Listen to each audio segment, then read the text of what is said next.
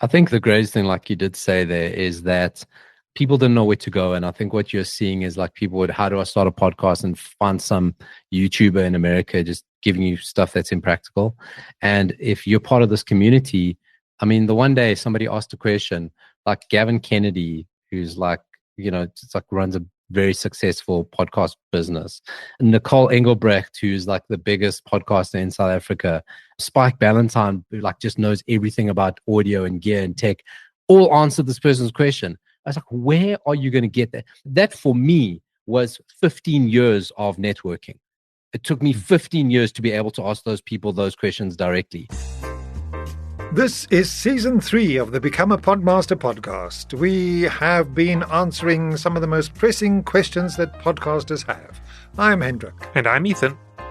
Not only did we get the questions from podcasters, but with the help of the South African Podcasters Guild, or the SAPG for short, and Solid Gold Podcasts and Audiobooks, we got some answers. And today, in this special bonus episode, we're shining the spotlight on our two experts, Solid Gold Podcasts and Audiobooks and the South African Podcasters Guild.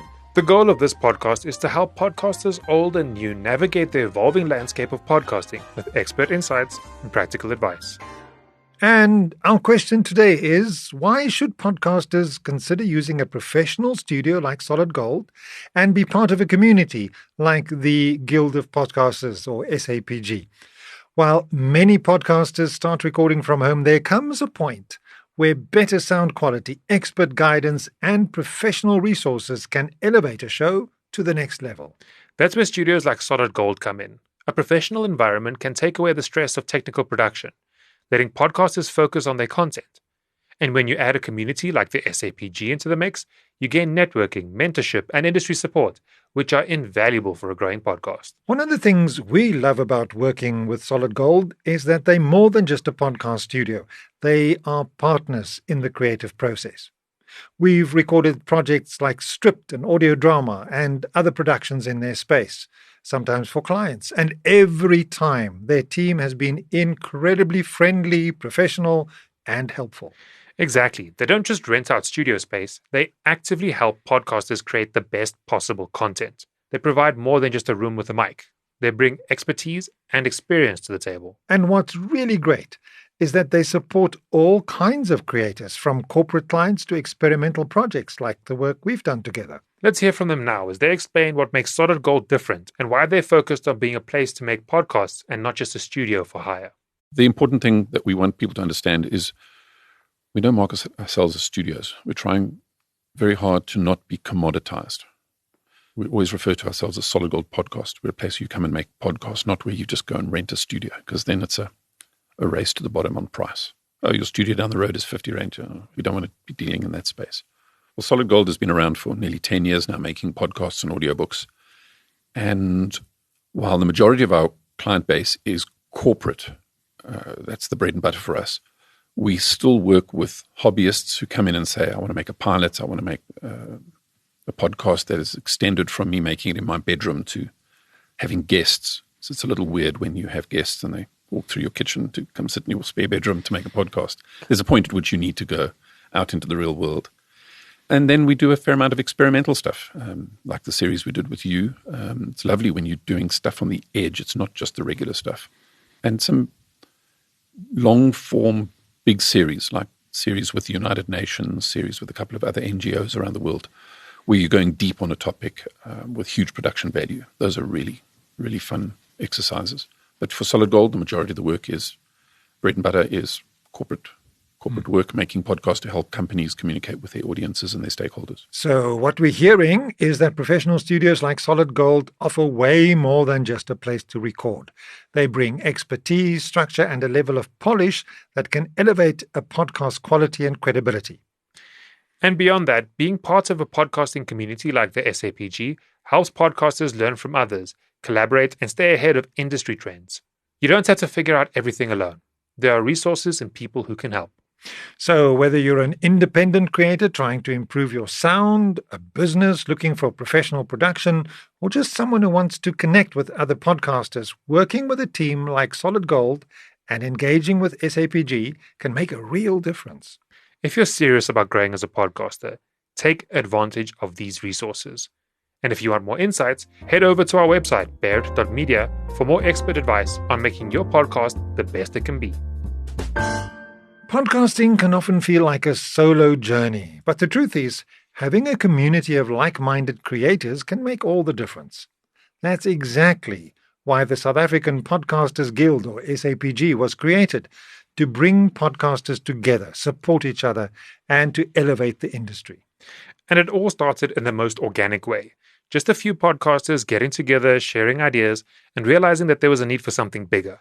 What began as casual meetups quickly turned into a fully fledged organization that now supports over 350 members, from independent podcasters to seasoned professionals. And the SAPG isn't just about networking, it's about access to knowledge, to mentorship, and real industry connections. Whether it's advice on monetization, technical support, or even discounted studio time, the Guild is helping South African podcasters level up their game. The team at SAPG shares the story behind how the Guild was founded, why it's grown so quickly, and why joining this community could be a game changer for podcasters. It's like when people say, "How did you meet?" We love, it's like a couple say, "Oh, I love telling this. I'm going to tell this story." The way the Guild officially started was I used to host these silly little podcast inspiration days, and I'd go around Joburg, get all the podcasters I know, and we'd just like get together and we'd do like a little bit of a panel conversation, and then we'd have some drinks. And then I went to Cape Town for the first time. I said, let me take a punt and do one in Cape Town. And I don't know, Jono, I kind of knew Sean. And what was happening all the time, Spike, Ballantyne, Chilu, Lemba, everyone I was talking to, they said, we should make something. We should do this more often. We should get together. We should have a club or a society or something. And we're just having this conversation time and time again. And then I don't know what it was about that Cape Town one that it just went, let's do it now. Probably Jono, because he's the most organized person I've ever come across. But it's just like, let's do it now. And it kind of like it was, once you did it, it just made so much sense. Everyone went, why haven't you done this before? Everyone went, I've been wanting to do that for years, but never got around to it. And I think we were just the guys who got around to it. We just saw that there were more people like us. We're tired of being on our own. We were tired of thinking we're crazy and nobody's into the silly little thing. The big media owner said, if you guys start this thing, even just a beer and pizza organization will back you. And I'm very happy to say we're more than a beer and pizza organization. I think when people look at us, they go, wow, this is legit. This is something serious. This isn't just a group of people talking around getting in their feels about stuff. They really want to drive change. And but it started in the most like innocuous, like little coffee shop in District 6, which is, I think, is cool. Yeah, just an idea whose time had come, and it's the 20 founding members who kind of came together, and then within a month we had registered the company and the websites and the WhatsApp community, and thank goodness we decided on a WhatsApp community because I think that made a big difference. Yeah, and now we're at around 350 members. And to answer the second half of your question, why you should join us, because we're a great community of awesome podcasters. And really, we could talk about access to discounted studio time or people helping you find merch or whatever. I mean, gear for yourself for that. But really the benefit is being able to chat to other podcasters. And there are insane pros in the community like Nicole and Gavin and Paulo and people who are just experts in their field and people who've done it before. And they're just giving their time and their wisdom away for free over there. And we're all helping each other. And you know what? It feels good to be backing a winning horse. Like it feels like surfing a wave. Having worked in advertising at the cusp of digital, the transition from traditional to digital, I know what it's like to be on a losing horse, and it just sucks. So when we started SAPG, and everyone, like universally, their reaction was like, this is great. This is amazing. We should keep doing this. Go ahead. Like, that's a great feeling. And if you want to kind of hitch your podcast's yoke to that oxen, I don't know how it works. I don't know how that saying works. But if you want to get on that wave, then this is the place to do it. People didn't know where to go. And I think what you're seeing is like people would, how do I start a podcast, and find some YouTuber in America just giving you stuff that's impractical. And if you're part of this community, I mean, the one day somebody asked a question, like Gavin Kennedy, who's like, just like runs a very successful podcast business. Nicole Engelbrecht, who's like the biggest podcaster in South Africa. Spike Ballantyne, who like just knows everything about audio and gear and tech. all answered this person's question. I was like, where are you going to get that? That for me was 15 years of networking. It took me 15 years to be able to ask those people those questions directly. And now you send one WhatsApp and all three respond to you in some way. It's like you're coming in, you're right. You're coming in at the right time. We've not encountered one person in this entire industry, and there's cynical people and there's people who've been doing it for a long time that have said this is not a good idea. They've all gone, well done. I think there was really nice validation on Gareth Cliff's show the Monday after the SAPA. He's the godfather of podcasting in South Africa, and he name-checked us, and he said, the guys are doing such an amazing job there. And we're like, that's great to hear from him that he acknowledges that. And he said it to me before, but for him to say it on his platform. And I think it's so awesome. We've not phoned one person for anything. People are coming to us like weekly, with things. Can we do this? Can we partner? Can we get money from you? Which, hold on, I don't think podcasting, but people are coming to us. So it means that we're making a noise. We're producing quality. And I think if we're producing rubbish, if our members weren't doing good stuff, no one would come to us. And so I think that's the biggest thing. People are coming to us rather than us going looking for partners and collaborators and that. And we would be remiss to leave out the impact that you and Ethan having as well. Oh, yeah. I mean, thank you for collaborating on this new season or this educational series you're helping us make, what we're working on together. How do the fundamentals of podcasting and the book you've written, you're contributing so much to the masterclass competition you're giving. And Stripped, I think, just sets a new benchmark for people to go like, when I'm big, I want to make something like that. So yeah, I mean, but that's just our members. It's like if you can't believe, like I knew because I'd like kind of encountered everyone separately. You just can't believe the quality of people doing stuff in this country. It's mind blowing, and like nobody knows about them, which is crazy. How does one become a member? You go to sapg.co.za and click on join the guild, or you can go directly to sapg.co.za/join-the-guild. And then there's two kinds of sign up. We've got free membership. It's a pay if you can system where we've got a free membership for anyone. And then we've got a 100 rand a month subscription for pro members, as we call them. And that gets you access to the pro members WhatsApp group, which is just, I guess, the conversation and the level of feedback you get is going to be a little bit higher because it's only professionals having that conversation. But in general, 90% of the community's interaction is still happening in general chat and tech chat and marketing and monetization and those other groups. So that's how you join, and you can find us on the website. You can find our Instagram channel, Facebook, and we are not yet on TikTok, but our social media savvy member is maybe going to change that. I'm not sure. Father, Hendrik, one of the biggest milestones for South African podcasting this past year has to be the launch of the first ever South African Podcast Awards. And we had the privilege of being judges for the inaugural event. Yeah, and what an experience that was. It was amazing to see such a wide range of South African podcasters being recognized for their work. But at the same time, it raised some really interesting questions. What exactly qualifies as a podcast today? Something we, of course, discussed in great detail in the first episode of this third season of Become a Podmaster. It's a really big debate, especially when you look at how podcasts are evolving.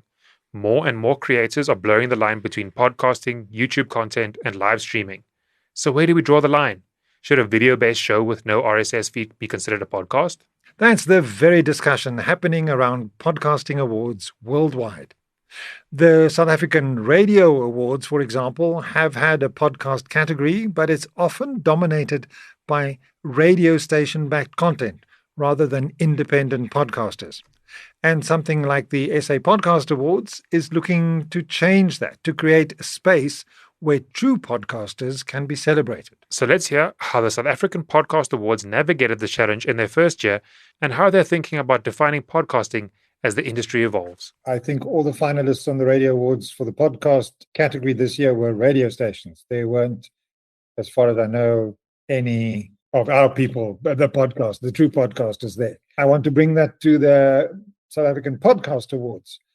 Would you allow a YouTube channel to enter that competition, or how are you going to manage this whole explosion of different styles and media formats within that competition? So in the first year of the awards show, we did let people know that if they have a YouTube channel with no RSS feed, they weren't counted in the SAPA. And I think, look, this might be in the next iteration of the show, there might be either a special category or there might be some kind of change. It's hard.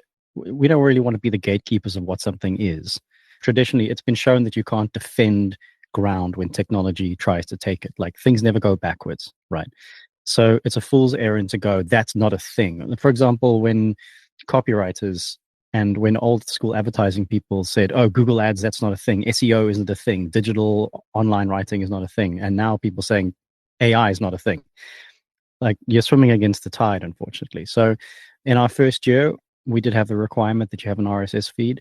We'll see about next year. Undecided. The South African Radio Awards are it's one of those, and I think people in the radio industry know what they are, and everyone's quite fine with it. So it is what it is. But I do think at some point there's going to have to be a delineation of what a podcast is. And Jono started out saying, like, identify as a podcaster. Yeah, it's going to be very difficult because then you open up, because I mean, I think by default, the South African Podcast Guild is also one of the biggest collections of YouTubers and streamers, under one banner. And it goes, okay, well, where does this end? I do think the trend is going to move that you're going to have less of a line between a podcaster, YouTuber, influencer, for example. I think they're all going to be one thing. I think an influencer will do a podcast. I think a podcaster will do a live stream on Twitch. I think someone on Twitch will record a podcast, and it'll all be the same thing. And I think that's really, I feel, the direction of movement. So it's a challenge that we are going to have to face. Hopefully not this year. Give us like a 2 years to think about it. But I do think it's going to come. So here's my last question on this topic. Is the word podcast, has it not served its function? And do we not need new terminology as to who does what? Interesting concept. That's a great question. I don't think it's done yet. I think it's got too much momentum. I think there are too many awards shows and industries that are now, we've basically, in the last few years, just sold podcasts to the world. So if we now turn around and go like, you know what it is? It's audio cast, and that's what makes it non-YouTube or something. I think that no one's really going to pick that up. But I certainly think that it's not necessarily the ideal word, but it's a word we've got, in the same way in which I hate the word content because it's so soulless. People pouring their hearts and souls into writing episodic series and stories and history and all that, and they're like, oh, here's content. So, Ethan, we've covered a lot over these past 8 episodes. We really have. We've explored what podcasting is, how to find the right niche, how to monetize, improve production quality, build a personal brand, and use social media to grow an audience. And if there's one thing we hope that you will take away from the series, it's that success in podcasting isn't about luck. It's about strategy, consistency, and constant learning. And the best part, you don't have to do it alone. Whether it's through communities like the SAPG, working with professional studios, or learning from others who have walked this path, there are so many resources available to help podcasters level up. And that's where the Podmaster's voice comes in. We created this book to be a roadmap for existing podcasters. If you're looking to refine your craft, this book is packed with practical insights, covering most of what we spoke about in the series and more. And it'll help to turn your podcast into something truly impactful. If you've been inspired by the series and want to improve your podcast, the Podmaster's Voice is your next step. It's all about giving you the tools, techniques, and confidence to make your podcast the best it can be. And while we're wrapping up this season of Become a Podmaster, we're not completely done yet. Yeah, we'll be back next year, of course, with another series, tackling even more of the biggest challenges and questions that podcasters face. Keep recording, keep experimenting, and most importantly, keep sharing your voice with the world. So we just want to say thank you for being part of this journey with us.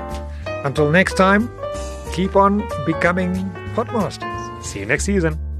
A great big thank you goes out to Paulo from Ultimate Media for the studio facilities.